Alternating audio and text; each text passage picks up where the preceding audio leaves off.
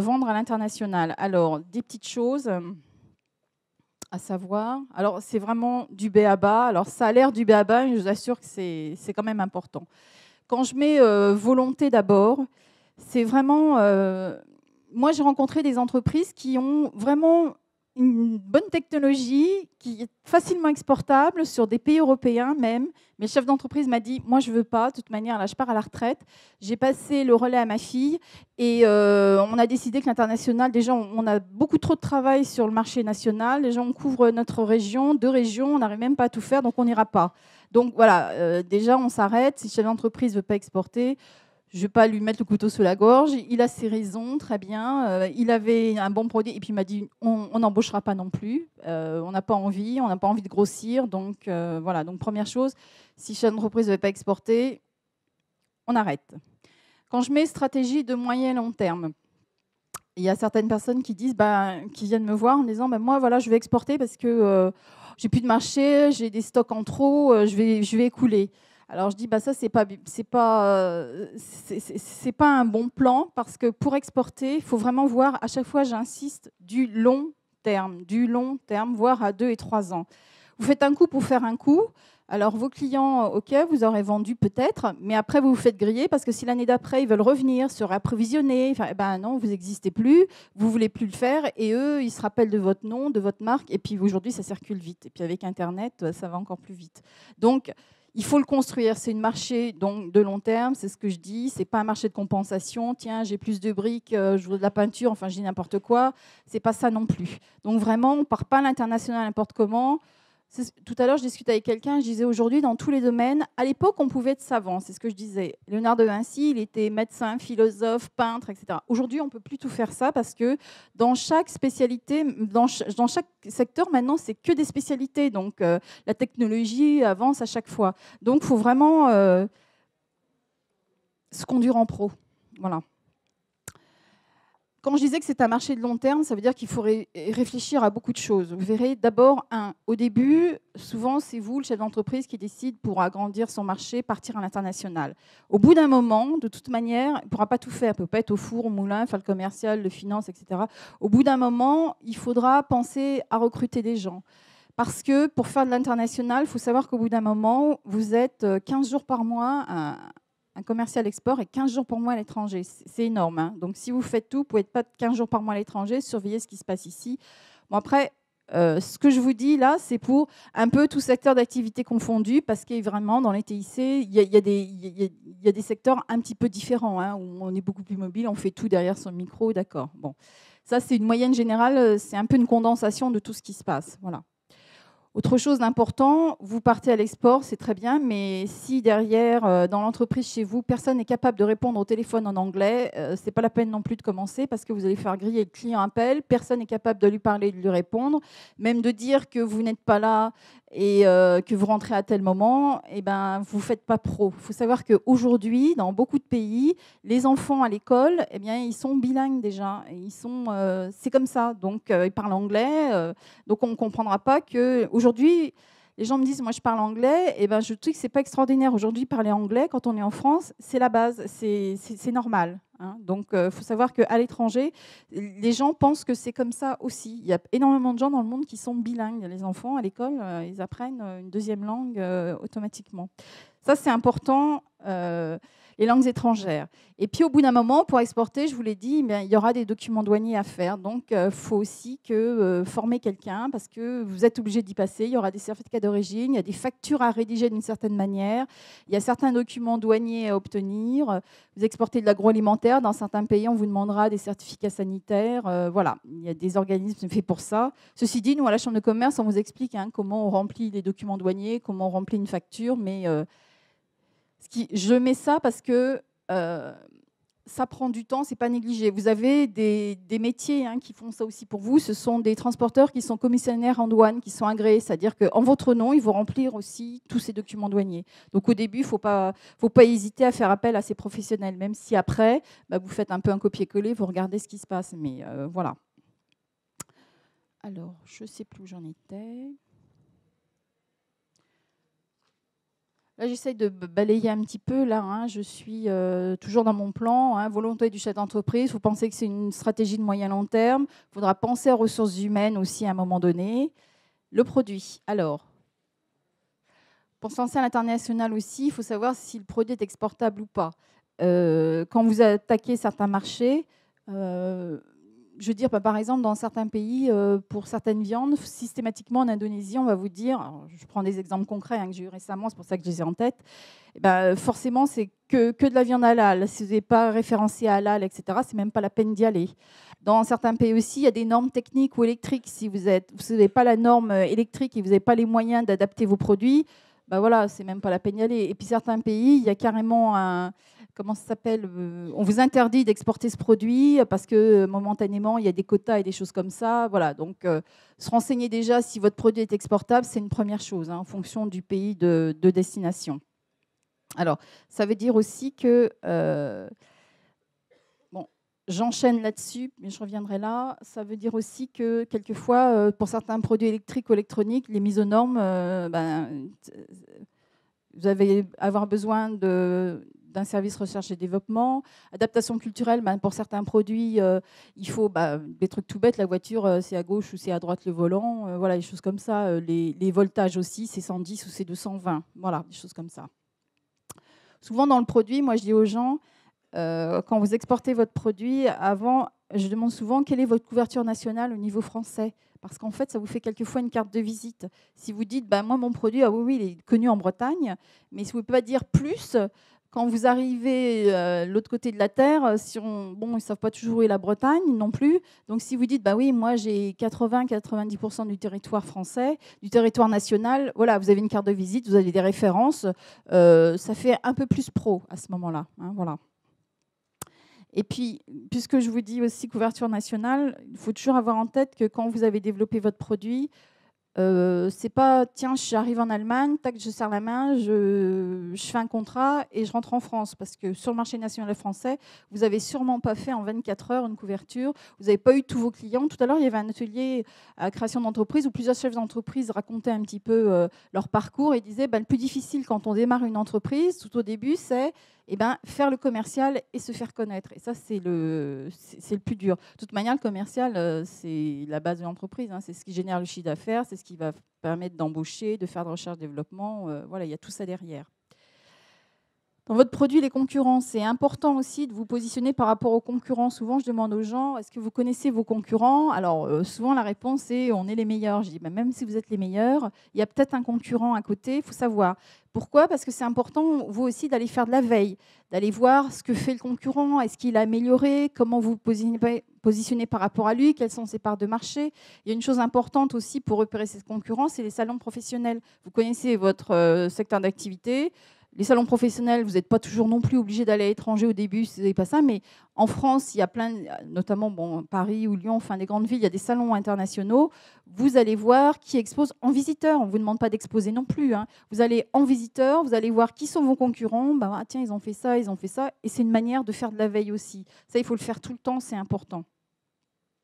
Et puis alors, une chose importante aussi qui fait défaut souvent en France, c'est le service après-vente pour les produits. Quand vous allez travailler avec l'Allemagne, les Allemands, ils ont tout de suite le service après-vente. Et de toute manière, ils vous demanderont systématiquement, ça c'est un produit technique, hein, ils vous demanderont systématiquement qu'est-ce que vous avez mis en place pour le service après-vente. Donc ça, il faut y penser aussi un petit peu en amont. Voilà. Alors, pour savoir où est votre marché, quand vous partez à l'international, il y a tous les pays, tous les secteurs. Souvent, on dit allez chercher un petit peu proche parce que voilà, les pays européens, vous avez la Belgique qui n'est pas très loin, vous avez l'Angleterre, vous avez l'Allemagne, il y a la Suisse. Allez vous tester sur ces marchés. Alors, l'Allemagne, c'est vrai, c'est le premier partenaire de la France, mais c'est un marché qui est très difficile, tout comme la Suisse. Et souvent, on dit, moi je trouve que quand on a travaillé en Allemagne et en Suisse, on est pas mal aguerri pour partir sur d'autres marchés un peu plus difficiles et plus lointains. Donc souvent, on dit aux gens, allez de proche en proche, allez à côté, pas très loin. Allez tester votre produit, allez voir. Bon, vous pouvez vous déplacer facilement, même en voiture. Hein. Et puis voilà, ça vous fait une première expérience. Donc souvent, on dit, vous allez de proche en proche. Vous n'allez pas partir. Quelquefois, je vois des gens qui me disent, oh, moi, je vais aller directement en Chine. Je dis, vous êtes déjà allé une fois? Non, jamais. Vous connaissez un petit peu la culture? Ben non. Vous avez une notion? Non, non. Et je dis, ben, vous avez pensé un petit peu à côté. Là, vous avez un marché en Angleterre avec votre produit. Voilà, des petites choses comme ça. Pensez pas toujours lointain parce que c'est vrai que dans la presse, il y a souvent de la publicité. Vous savez, il y a des pays qui sont mis à l'honneur. Une fois, c'est le Maghreb, une fois, c'est l'Asie, après, c'est le Mexique, et puis après, et puis on revient. Donc, il y a des effets mode qui sont derrière aussi. Mais quelquefois, c'est pas mal aussi d'anticiper les effets mode. Il ne faut pas aller là où tout le monde va parce que tout le monde se précipite en même temps. Peut-être tourner en tour, aller voir un petit peu ce qui se passe ailleurs et essayer d'être un petit peu pionnier. Tout ça pour vous dire encore que l'international, il faut être armé, il faut être professionnel, et puis parce que ça coûte de l'argent. Alors, avant de monter une stratégie, enfin, avant de partir, alors souvent aussi, moi je vois des gens qui, hop, me disent, j'ai eu un coup de fil hier, quelqu'un qui me dit, je pars le 26 novembre au bout de la Terre. Et je lui dis, bah, vous avez préparé quoi? Il n'a rien préparé. Je lui dis, mais attendez, vous avez chiffré quelque chose? Vous avez pris des rendez-vous? Machin. Bah non, sur place, je vais tout faire. Je dis, attendez, vous allez au bout de la Terre. On va calmer un peu le jeu. On va voir à partir de quoi, quelles sont vos motivations, qu'est-ce qui se fait, etc. Bon, tout ça, on l'a fait. Et chiffré parce que, en général, on dit que pour attaquer l'international, vous n'avez pas de retour sur investissement avant 2 ans. Et encore, c'est une moyenne aujourd'hui. J'interroge un peu toutes les entreprises pour voir. C'est un petit peu ça. Ça veut dire que pendant 2 ans, vous allez devoir avancer. Alors moi, je vais vous donner un petit peu quelques chiffres que j'ai pris, j'ai relevés sur des dossiers que j'ai faits. Dernièrement, c'est le mois dernier, on a chiffré 3 commerciaux pour une entreprise, 3 commerciaux qui tournaient sur l'Europe et l'Asie, uniquement aux frais de déplacement et d'hébergement pour l'année 2012, ça a coûté 30 000 €. Je vous donne des chiffres aussi sur des expositions en Allemagne, sur un salon en moyenne. Alors j'ai vu sur 12 mètres carrés, ça fait 6 000 €, sans compter déplacement et hébergement. Voilà. J'ai cherché en Angleterre aussi, 9 mètres carrés, 4 212 €. Tout ça, c'est des chiffres hors taxes. Donc ça seulement, il faut rajouter le déplacement et l'hébergement. Voilà. Il y a des gens qui, j'ai regardé, monter une filiale commerciale au Brésil, on a chiffré 330 000 €. Il faut les mettre. Filiale commerciale au Canada, on a chiffré 111 000 €. Voilà. Ça, c'est une foire en Belgique. Une foire la foire d'Alger, par exemple, j'ai mis 6 213 €, déplacement, plus hébergement, plus exposition à la foire. Voilà. Ça, c'est des petits chiffres que je vous donnais comme ça pour vous dire que ça coûte cher. Et avant de partir et de faire quoi que ce soit, il faut réfléchir. Donc, c'est pour ça que je vous ai dit son marché, où il est et ce qu'on fait. Et on chiffre. Et on chiffre, alors, par année, vous faites un truc, un Excel, un déplacement, hébergement. Est-ce que vous allez faire des foires et salons? Les traductions. Est-ce que vous avez besoin d'un interprète? Les cartes de visite à changer aussi, peut-être. Voilà. Je ne sais pas si je le mets là à un moment donné. Allez, je regarde juste quelque chose. Voilà. Les cartes de visite. Et puis, une chose très importante aussi, avant de partir à l'international, il y a souvent des gens qui se déplacent, qui vont à l'étranger et qui ont oublié de déposer leur marque. Il faut savoir que quand vous avez une marque, à partir du moment où vous mettez les pieds sur un salon à l'étranger, si vous ne l'avez pas déposée, donc protégée, elle appartient à tout le monde. C'est-à-dire que n'importe qui peut la prendre et vous ne pouvez rien faire. Rien faire. Donc souvent, je dis aux gens, avant de partir sur un salon à exposer, déposez votre marque. Alors, vous avez l'INPI qui est juste en face en sortant, l'Institut national de la propriété industrielle, qui vous dit d'abord, pour le nom de votre société, s'il y a une intériorité ou pas, si vous pouvez déposer. Et ensuite, sur votre marque, qui vous explique comment déposer la marque. Une marque ou un brevet. Alors évidemment, ça coûte cher, ça se refait tous les ans. Est-ce qu'on la dépose qu'au niveau européen, au niveau mondial? Il vous explique ça, il vous donne les coûts. C'est très important, je peux vous dire, moi j'ai vu des gens perdre leur marque bêtement parce qu'ils ont mis les pieds dans un salon international. Ils m'avaient pas écouté et ils n'ont pas été déposer leur marque parce que ça coûtait cher. Mais il y a des marques qui sont courues et voilà. Le truc tout bête, Coca-Cola n'avait jamais déposé sa marque et se l'est fait piquer et donc a été obligé de la racheter à quelqu'un d'autre. C'est idiot, Coca-Cola, c'est pas n'importe qui quand même. Après, il faut refaire. Oui. Et il y a certains, alors je ne vais pas rentrer dans le détail, mais pour certains, ça doit être des noms, je ne sais plus. Tous les ans, il faut recommencer. C'est une licence à repayer, voilà. c'est le stand IMPI est en face en sortant. Voilà.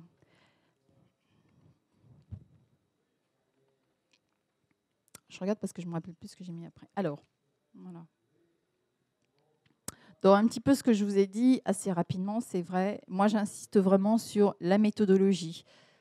On ne part pas comme ça, le nez au vent, et ça continue encore. Hein. Les gens arrivent sur place et prennent le rendez-vous. Maintenant, il y a les moyens de prendre le rendez-vous bien en amont. Monter son budget, son prévisionnel. Savoir où on va. Alors, savoir où on va aussi, trouver les sources d'information. Il y a, par exemple, même sur le marché national, à la sortie, sur le stand I610, il y a un stand qui s'appelle, je suis désolée, mais je vais le retrouver, c'est un stand en plus de la Chambre de commerce, où il y a des études qui sont faites régulièrement et qui sont publiées régulièrement aussi. Vous allez dessus, vous allez sur le site de la Chambre de commerce, vous allez sur ce site-là, et vous trouvez, par exemple, dans l'agroalimentaire, dans les TIC, dans certains produits de l'industrie, il y a une étude qui est faite déjà au niveau national, et puis quelquefois, il y a des points internationaux. Ça vous donne des premières choses aussi. Quand vous partez, je voulais vous montrer aussi dans les... pour chiffrer, pour vous aider à chiffrer. Vous avez une revue qui s'appelle le MOCI, c'est le Moniteur de commerce international. Alors, on ne trouve pas en kiosque, c'est sur abonnement à Paris. Il y a les références du Bifrance derrière. Voilà, moi, je m'en sers. C'est les voyages d'affaires. Et en fait, on vous met vite une description du pays. Et puis, on vous donne des coûts rapidement. Tiens, de l'aéroport au centre-ville, combien ça coûte. Une chambre d'hôtel en moyenne, combien ça coûte. Un interprète, combien ça coûte. Un salaire moyen, combien ça coûte. Voilà, vous avez vite fait une cartographie du pays. Ça vous permet de chiffrer votre budget prévisionnel. Il y a autre chose aussi, suivant les pays aussi, vous avez des atlas risque pays, c'est fait tous les ans. On vous dit par pays, c'est pas mal aussi. Il y avait une monographie du pays très rapide et on vous explique, il y a des termes juridiques dedans et aussi les moyens de paiement et financement. Alors, moi, il y a des banquiers dehors, vous irez les voir, mais il y a des moyens de paiement et financement et il faut faire attention. Évidemment, hein, le chèque jamais, l'espèce non plus, on n'a pas le droit. Et après, suivant les pays, suivant les pays, vous avez des coutumes. Exemple, en Asie, systématiquement, c'est l'aide de crédit. Alors, ce n'est pas la peine de proposer autre chose parce que ça sera l'aide de crédit. Donc, vous regardez là-dedans, on vous dit par pays les coutumes parce que les banques sont habituées à faire ça aussi. Donc, il ne faut pas imposer votre point de vue non plus là-dessus. Alors, quand je dis de la méthodologie, c'est faire votre programme, faire votre prévisionnel, toutes ces sources en amont, toutes ces recherches à faire. Ensuite, de la patience parce que moi, j'ai rencontré il y a 15 jours quelqu'un qui m'a dit moi, je vais en Asie. Alors, je lui ai dit OK, vous n'êtes jamais allé, vous voulez aller pour la première fois. C'est quelqu'un qui a une couverture nationale très bien, qui est dans pas mal de pays, très bien, il sait bien faire, mais c'est quelqu'un qui est très impatient. Il m'a dit ah non, mais moi, j'arrive, je signe et je m'en vais. Je lui ai dit monsieur, en Asie, c'est pas comme ça, vous n'y arriverez pas. Et je lui dis comme ça, à la louche, je lui dis voilà, il faut investir déjà 50 000, vous verrez, vos déplacements, les machins, les choses, c'est grand en Asie. On avait ciblé un pays, la Chine notamment. Et quand je lui ai dit 50 000, il m'a dit j'ai dit oui, voilà. Mais je lui ai dit maintenant, on va se mettre autour d'une table, on peut chiffrer. Et lui n'a pas voulu. Il me dit non, moi j'y vais, j'arrive, je signe, je m'en vais. Je lui ai dit non, vous arrivez, vous signez ou pas. Non. Suivant les pays, vous avez des us et coutumes. Ça aussi, c'est important dans les recherches d'informations et dans la méthodologie.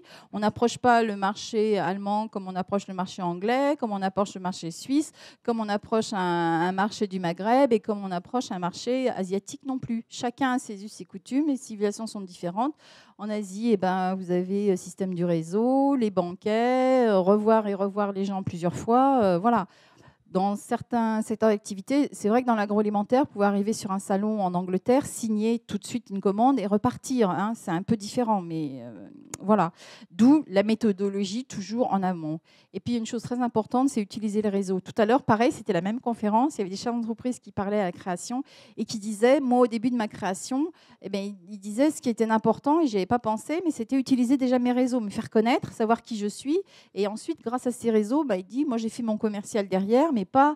Et c'est une chose importante aussi, il disait. Alors, savoir utiliser les réseaux, vous avez plein de clubs d'entreprise qui sont gérés dans les chambres de commerce ou ailleurs. Vous n'avez qu'à regarder des listes, choses comme ça. Et il faut participer parce que il y a même un club de créateurs d'entreprises. Voilà, vous êtes tous ensemble, vous êtes tous dans le même panier au début, tout ça. Vous gardez contact, vous vous donnez des tuyaux les uns les autres.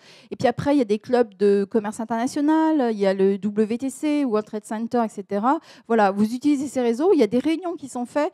Moi, je dis souvent, ces réunions, il faut les prendre comme des vraies formations. Il y a des gens qui viennent témoigner. C'est des gens qui ont travaillé, qui ont de l'expérience.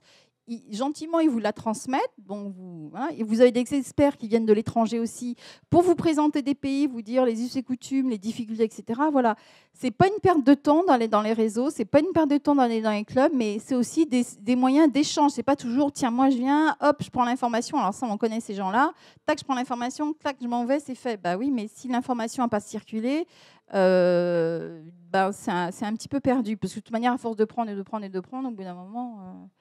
si vous ne redonnez pas non plus, puis les gens vous auront repéré, nous on les repère, hein, les gens dans les clubs qui sont là que pour pomper et qui n'échangent pas, et au bout d'un moment on le voit, eh ben, le groupe les isole, de toute manière, le groupe les isole. Ça c'est très important, ne pas rester tout seul. Hein, voilà. Alors, je suis consciente que j'ai été assez vite. Est-ce que vous auriez des questions? Oui?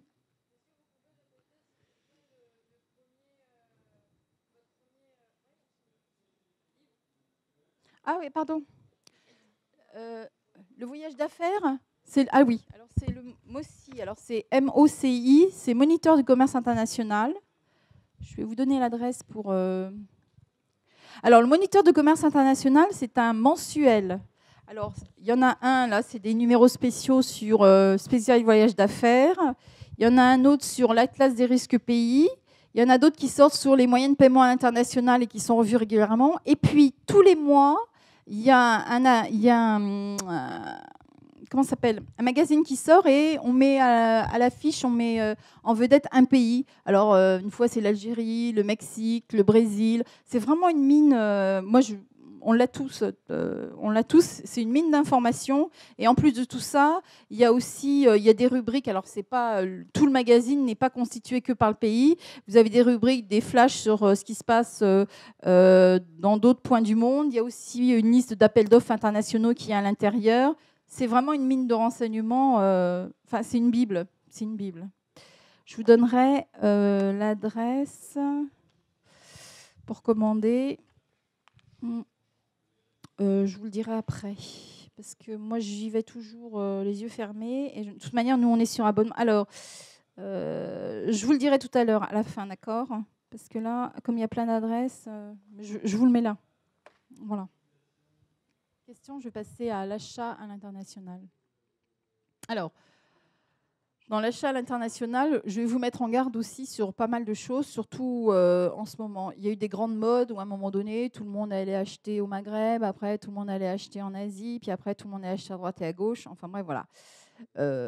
Faut savoir que beaucoup de donnes ont changé. Souvent, on veut acheter international, vous avez un produit, vous voulez baisser le prix de revient. Ça, c'est un petit peu le b.a.-ba que je vous ai mis là. Hein. Et puis aussi, quelquefois, diversifier les fournisseurs, parce que souvent, on dit de mettre tous les œufs dans le même panier. S'il y en a un qui met la clé sous la porte, c'est pas facile pour vous. De toute manière, quand vous achetez, même si vous connaissez quelqu'un, il faut toujours être en veille sur les achats aussi. Hein. Si un fournisseur vous lâche, vous avez des clients derrière, il faut vraiment pouvoir fournir aussi. Il ne faut pas couper la chaîne. Donc, faire de la veille aussi en permanence. Dans acheter aussi, je fais la distinction entre sous-traiter ou acheter. Sous-traiter, quelqu'un d'autre va faire pour vous. Acheter, vous achetez pour produire vous derrière. Hein. Ça aussi, c'est important.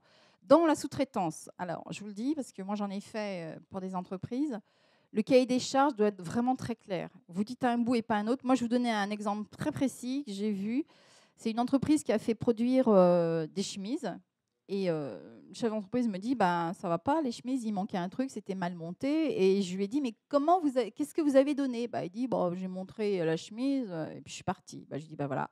Donc, vous n'avez pas été très clair dans le cahier des charges. Vous faites faire une chemise occidentale dans un pays étranger. Il y a des coutumes. Donc, moi, si je fais faire une robe chinoise par un couturier en France, tout de suite, il ne va pas savoir le faire. Il y a des trucs qui vont manquer. Là, c'est pareil. Vous prenez un modèle occidental, vous le faites faire par des gens qui ont une culture différente.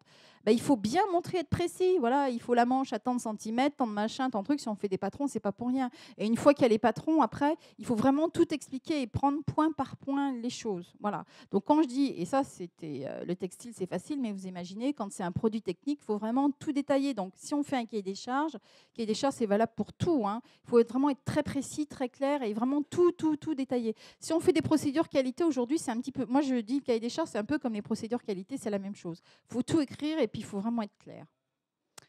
Et puis, un truc important aussi, c'est le contrôle qualité avant expédition. Il faut savoir qu'aujourd'hui, dans beaucoup de pays, il y a beaucoup de Français qui sont un petit peu partout dans le monde aujourd'hui.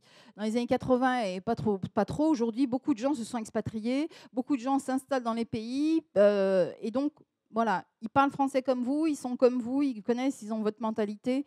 Suivant les pays, vous pouvez faire appel à eux. Ils ont monté des sociétés qui font la production et le contrôle qualité avant expédition. Moi, j'ai vu des très grosses boîtes, je ne vais pas les nommer, qui sont internationales. Elles avaient quand même quelqu'un sur place, à mon avis. Là, je ne sais pas comment il a fait son contrôle qualité, mais il a renvoyé tous les produits en France et il manquait pour toutes les pièces un petit quelque chose à chaque fois.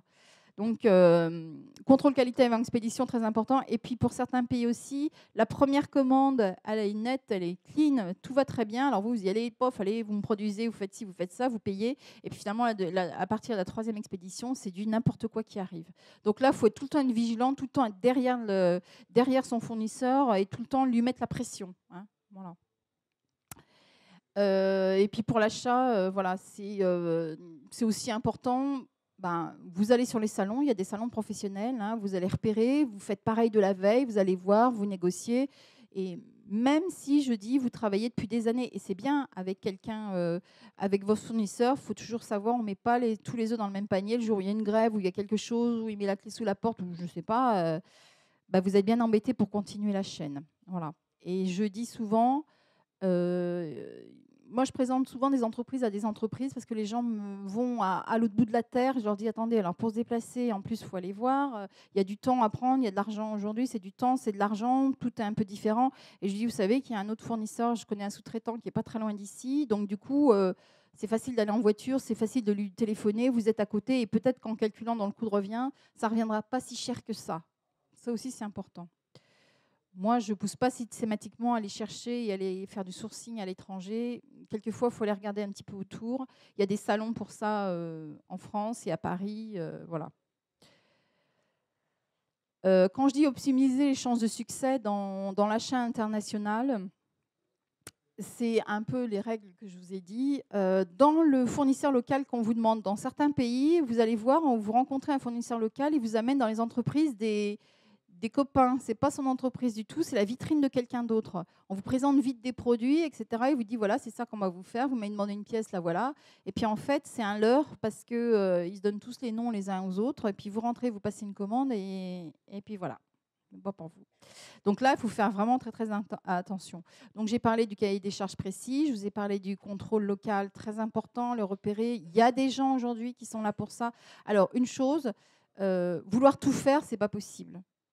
Délégués, tout comme je vous disais pour les documents douaniers à l'expédition, il y a des commissaires agréés en douane, ce sont des transporteurs qui sont transitaires, qui en votre nom remplissent ces documents douaniers, ça vous dégage du temps, entre parenthèses un genre de sous-traitance.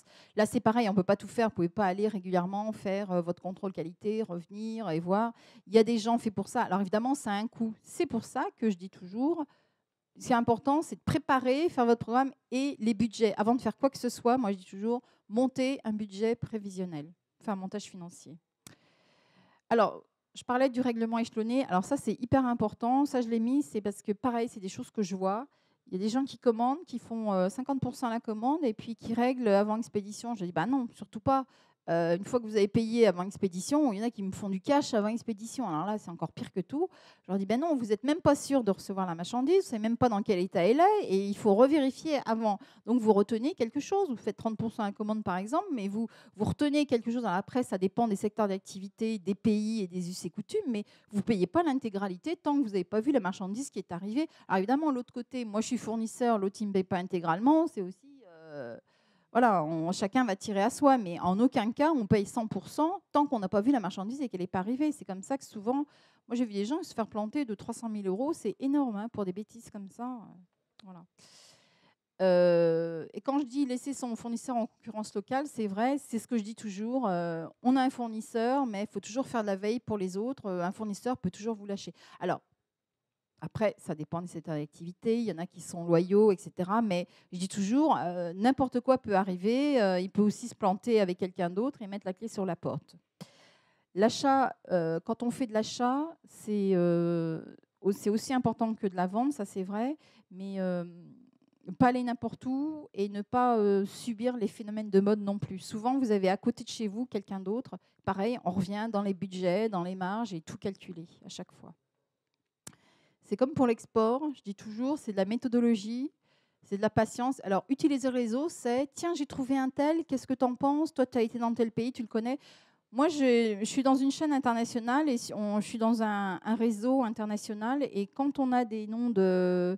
Dernièrement, il y a le nom d'une société qui a circulé parce qu'on sait que la personne est malhonnête, elle est interdite de société, etc. Eh ben, on a balancé le nom parce qu'il est venu voir quelqu'un et on a envoyé le nom en disant qui c'est qui connaît un tel. Aujourd'hui, avec Internet, c'est comme ça. Hein. Qui c'est qui connaît un tel? Et bon, il y a tous les mails qui sont arrivés en disant alors oui, alors lui, faussaire, machin, gna, interdiction, gna, voilà. Donc, utiliser les réseaux, c'est ça aussi. Vous rencontrez quelqu'un, ben, il est toujours tout beau, tout net, mais allez demander à quelqu'un d'autre. Vous le connaissez, comment il est. Aujourd'hui, il y a des sources d'informations. Hein. Donc, aussi bien quand vous rencontrez un client que quand vous rencontrez un fournisseur. Vous avez des sociétés qui s'appellent renseignements de notoriété. Voilà. Ce sont des sociétés qui vous disent oui, on le connaît, il est fiable, il n'est pas fiable, il a laissé des ardoises, il a fait des choses comme ça. Voilà. Quand je dis utiliser les réseaux, c'est interroger, vous êtes dans les clubs, interroger les gens, et puis vous avez aussi ces renseignements de notoriété.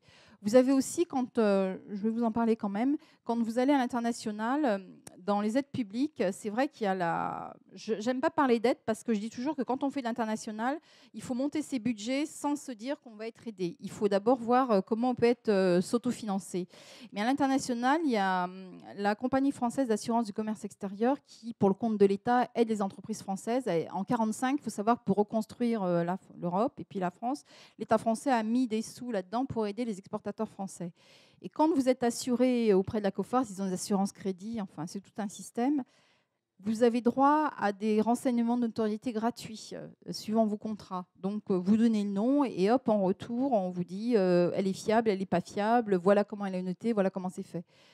Je vous cite eux, mais vous avez des sociétés privées aussi qui font la même chose. Hein. Voilà. Vous allez sur Internet, vous tapez et on vous le dit. Voilà.